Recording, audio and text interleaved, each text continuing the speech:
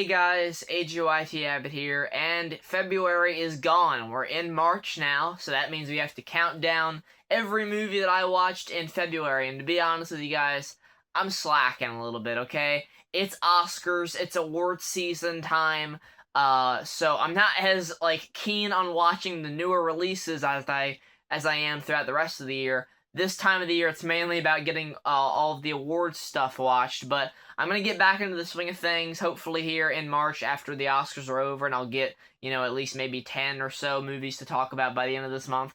Here, I've only got 5, and one of them technically is a January one that I'm tacking on to here, because I said that I would, so I'm cheating. So, with that, we're going to get into the ranking. If you guys haven't seen certain movies that I talk about, I might have some spoilers involved as to why they do rank where they do. So with that said, let's get into the list. Or sparks or flames or anything like that. Why would there be flames? You did test this thing, right? This is the test. So we kicked off the end of January, technically, but, moving into February, because it was still, it was released on the end of January. Iron Lung. This is Markiplier's new movie that I have not talked about yet on the channel. And if you follow me on Letterboxd, you'll have an idea of what I think about the movie. By the way, you should follow me on Letterboxd. I do a lot of written reviews there on every single movie that I watch, not just the new stuff, the old stuff too, and rewatches and stuff like that. This is Markiplier's new film, and from that angle, extremely commendable stuff here. This movie broke a record for the most blood used in a horror film. I think that Markiplier does a very good job acting in this movie. He's also directing the film. He had a lot of fucking jobs during this movie. The actual set itself, the submarine that they built, is pretty cool looking. The blood that keeps, pouring in throughout the movie, ramping up the tension, was well done. The thing is, the movie is 2 hours long, and it's just so repetitive of him taking these pictures of outside the sub, trying to report back to somebody. He doesn't get an answer half the time. When he does get an answer, it's through this really fucked up microphone that you can hardly hear what people are saying. I guess it's designed that way, to add to kind of the uncomfortableness of it, you can't understand what they're fully saying, so are you gonna really get what they're trying to say, or are you gonna misunderstand them? Can you even understand them at all? And it's kind of intense in that regard, where you're like, okay, how is this guy gonna get out of the situation? But then you just get to the part where it's just like him taking pictures and then getting scared by what he sees out there, and then more blood's pouring in. He tries to get in contact with people and it fails, and it just felt very repetitive. For a 2-hour movie, it really could have been cut down to we're talking an hour and 15 minutes, probably, maybe 90 minutes, but honestly, we're talking a good boy kind of runtime. An hour and 15 minutes would have been perfectly enough for this movie.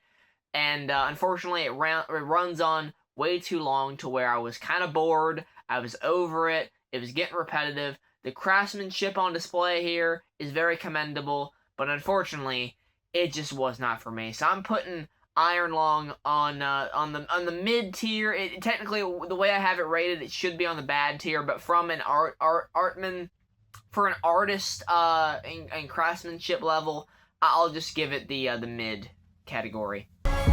You killed her. Everything I've ever cared about is gone. Next, we had Strangers Chapter 3. Now, I just got done filming a video twice, and both times, one time the audio was fucked up on it, the second time the video, even though it was recording, when I looked in my gallery, it was completely fucking gone, I never recorded it. I'm fucking angry right now, and I'm gonna use that to go off on Strangers Chapter 3. Fuck this movie. This is a fucking worthless piece of shit franchise, this trilogy. I hate it so much. I fucking hate it. I can't stand it. And I hated it so much that when the power was out, I did my review anyway. I was like, I'm not gonna let a fucking power outage stop me from doing the Strangers review, because fuck these movies. They don't deserve my fucking effort. And they have no effort behind them. Now look, Madeleine Pesch is the one person in these movies that I actually kind of like. There is, some kind of, commendability there to her filming all these movies back to back, having to act differently night to night, depending on what movie she's filming, what part of it she's filming. but the rest of it is fucking pointless. Why are we diving into the backstory of the strangers when the whole point of this trilogy is that they are strangers and that we don't know who they are, we don't know why they do what they do, and the scary thing is that they're doing it because people are just there. They ask why they're doing this, they say, because you're here. That's scary, and that's real, because there are a lot of fucking killers and sociopathic people out there that will just do it just to kill someone. There are fucking crazy people like that out there. Let's not deny that.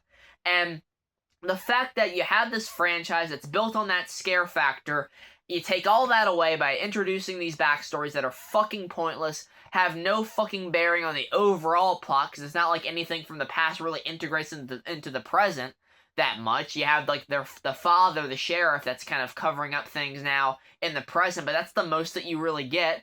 His death is unsatisfying. You just get shotgun blasted out of nowhere by the final girl.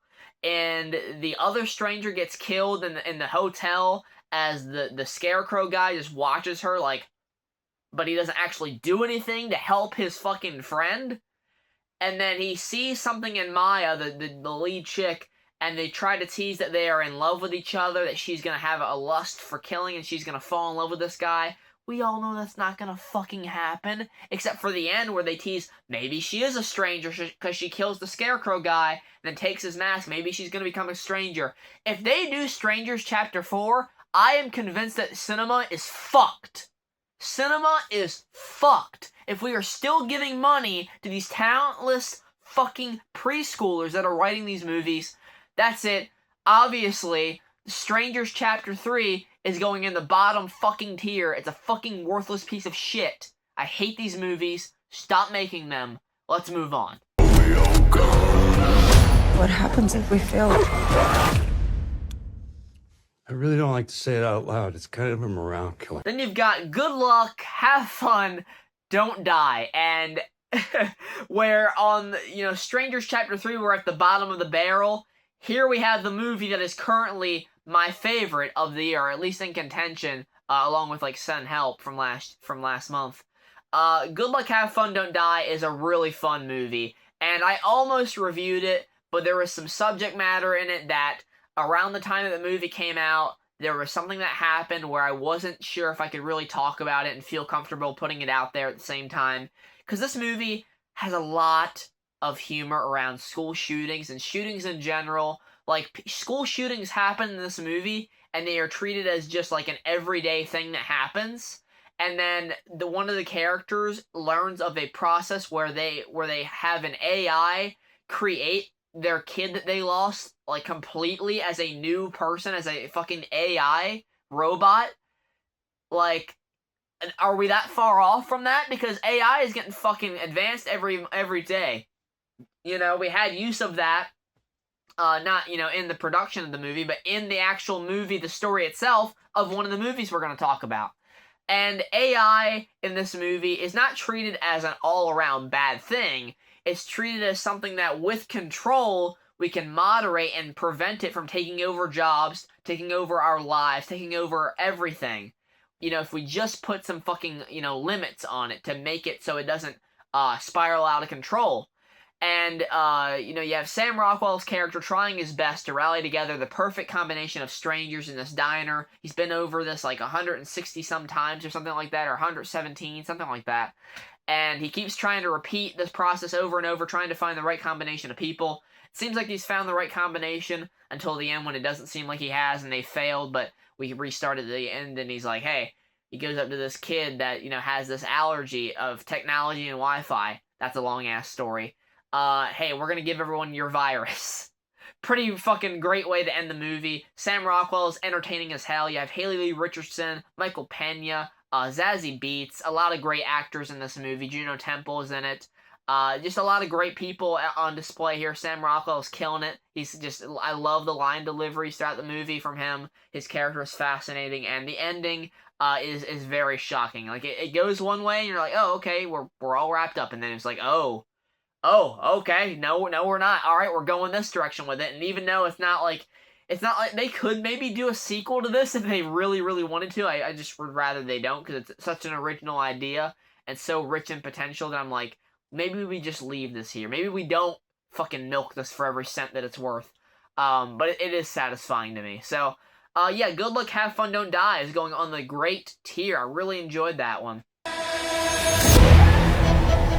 There were 7 of them. 7 rich pricks. Then we have How to Make a Killing, which is Glenn Powell's newest film we talked about last week. Also, after I lost the power that week, I was going to review that movie, and then the power went out, and I was like, well, shit. This is not good. I have another movie coming out this week. How am I going to review this movie now? And it took me a couple days, finally got the review out, and through those couple days, I was leaning on, like, great tier to good tier. I ended up going with a 7 out of 10 for this movie, because while Glenn Powell's journey, killing all these people that are involved in his family tree to get this fortune that he feels like he's owed, the Redfellow family fortune, because his mom, died, thanks to them being completely negligent, pretty much kicking her out of the family after she had Beckett, Glenn Powell's character, without, out of marriage. And they kick her out of the fortune, out of the family, and they're like, well, you're still kind of likely, to maybe get the fortune, but it's kind of unlikely because there's so many people. And Beckett starts killing off these people one by one. You have, like, Ed Harris and Topher Grace in there for, like, one or two scenes. Like, that's it? Okay. You have Margaret Qualley's character in there, who's Beckett's childhood crush. She gets her way in the end, getting the money, being with him, even though she fucking blackmails him, and just is kind of treating him as her bitch throughout most of the movie. I didn't like that. That put a bad taste in my mouth. That's what kind of made me drop my enjoyment of it. The kills aren't as graphic as I was hoping for. I never expected this to be like a gory comedy, but I expected a little bit more to the kills. It's very stylistic. It's got Jessica Henwick in there. She's great. She's looking great, and I don't blame Glenn Powell's character for falling for her. That was kind of unexpected. There is just a lot of great comedy in there. With the dark comedy, they do a nice balance of that, along with the storytelling of, like, man, I really want to see this guy get this money, but it's such an intense scenario that he's put himself in. Some plot conveniences here and there, but overall, I did find it to be a very fun movie, a good time, just not quite as good as I was hoping, so it's going in just the good tier.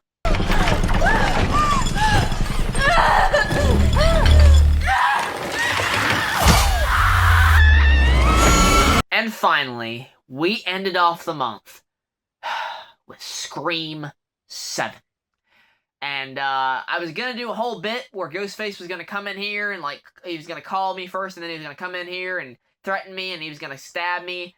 But everything that happened with that other video, I'm just so pissed off. This is like a last minute. I wasn't going to film this until tomorrow or the next day. I'm filming this now. Fuck Scream 7. This movie pissed me off. It disappointed me to no end. There are so many things that I didn't mention in my actual video review that I bring up in my Letterboxd review. You can check that out at your own discretion. The killer reveal, man. It fucks the whole thing up. It shits the bed on an average Scream film. What becomes an average Scream film that I would kind of give like a 6 or maybe a 5 to on its best day, it totally shit the bed in the third act. The third act went off the rails, gave 2 killer reveals that I couldn't give less of a fuck about. I don't remember them whatsoever. I'm gonna literally not remember them by, like, the next month. I'm like, who are the killers in Scream 7? Oh, okay, yeah, who gives a fuck? One guy that had one scene at a fucking insane asylum, and then Anna Camp. And her reasoning for being the killer is that Sydney wasn't around in Scream 6? That, like, she was inspired by Sydney's, attitude towards the killers and getting her revenge and getting even with them. So then when she wasn't involved at all during the New York incident, she was supposed to go there and fight and maybe die, but she's your hero. I don't understand. I don't fucking get what her fucking motivation is. It's absolutely bullshit. It's complete fucking word salad. Like, I hear what she's saying, and I'm trying to piece it together, and the more I try to piece it together, the more I realize it's fucking bullshit that someone wrote when they were fucking high as fuck. I'm sorry. I'm getting so angry in this video.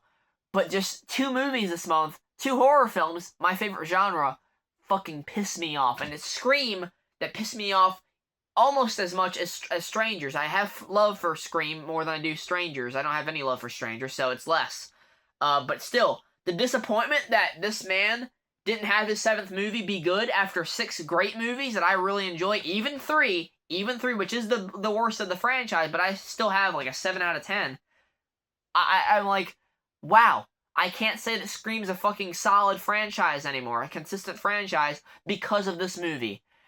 And there's kills that are, you know, pretty good. The one where he sticks the dude's head on top of the beer tap, the beer comes out, you know, some of the CG is a little bit too much in that, it goes a little bit too goofy, but for what it's worth, it's you know, it's something different for a Scream movie. But then you have, like, characters, like, you have McKenna Grace in this movie, who I couldn't tell you what her fucking name is, and she's one of the most charming, you know, actresses of her generation. She's getting so much work, and she's barely in the movie. I don't know what one fucking character trait of hers. Sydney's daughter, while I like the endearing, you know, nature of Sydney having a child now and being kind of overprotective while also not letting it take over her life, her daughter, like, it means nothing to me. Like, she gave nothing to me. She didn't have a good fucking character arc. The actress is doing a good job. Like, I'm not knocking her. It's just the writing. I don't get into the character that much. So, it's got likelihood to only get worse with other viewings. This is the Halloween Ends of the Scream franchise for me. Fuck this month. It was fucking horrible. No, I haven't seen Wuthering Heights yet, and I'm putting it off as much as I can. Now, I'll probably watch it very soon, but I wanted to get this video out because we're getting into March. We're getting deep in there, so I needed to get this out. Thanks so much for watching. Sorry for my rage. I hope it was, you know, maybe enjoyable. Thanks so much for watching. Take care, and goodbye.